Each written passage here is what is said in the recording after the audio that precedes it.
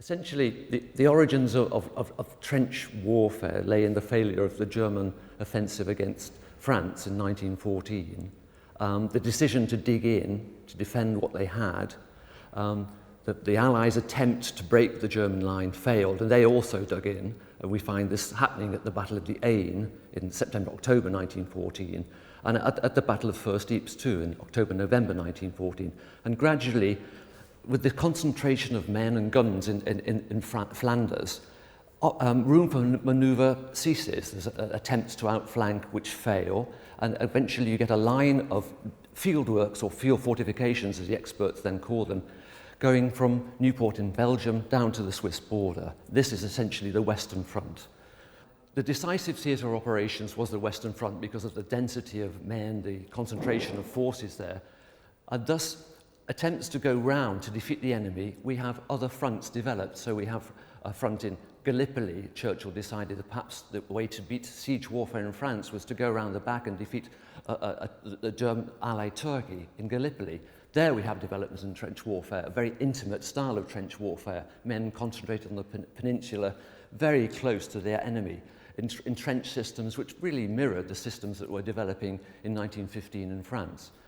We have trench warfare in Mesopotamia, where the mud there was equally sticky. A wonderful account by Francis Thompson and These Men Thy Friends describes Mesopotamian mud as particularly gluey and sticky and as awful as the mud in France. You have trench and field fortifications in Italy.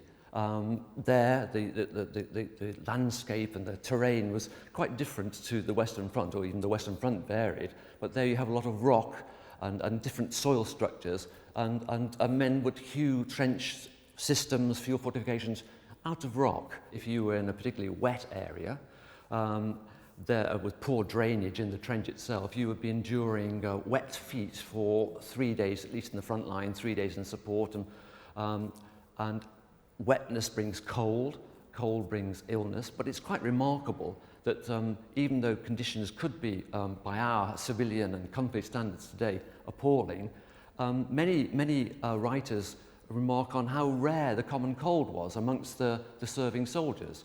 But illness did occur, and there were sick parades. They were always regarded as a sign of morale. If you had few men being ill, it's a sign of a good unit. But the conditions vary again according to the place you were in. If you were in trenches in Mesopotamia, sandfly was a particular problem. All soldiers love food. In the trenches, they were dependent on food being brought up to them on a regular basis. So chaps in the support line would bring hot food to them for their evening meal. But they would have rations, dry rations brought up. They'd have tea and sugar in sandbags. They'd have bread. They'd have tin food in the trenches. But it was by no means a gourmand's experience. And one of the delights of getting out of the line and going into civilian life was a good feed-up, egg and chips and an estaminet or café, which surely indicates that although the food was adequate in the trenches, no one starved.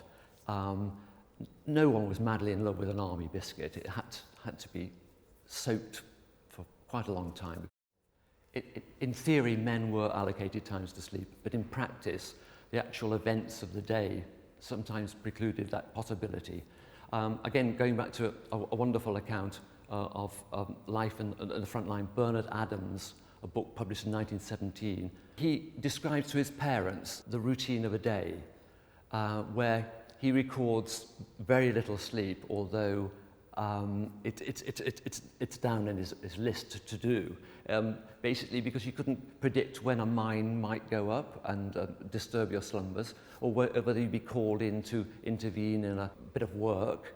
Sleep was, and always has been, the great pleasure of a soldier. They can sleep anywhere. It's quite remarkable how they develop the capacity. Many photographs you'll see men curled up in most remarkable small holes asleep. They developed the capacity to sleep whenever they could, knowing it was so valuable. But they often were so dog-tired that they could sleep anywhere.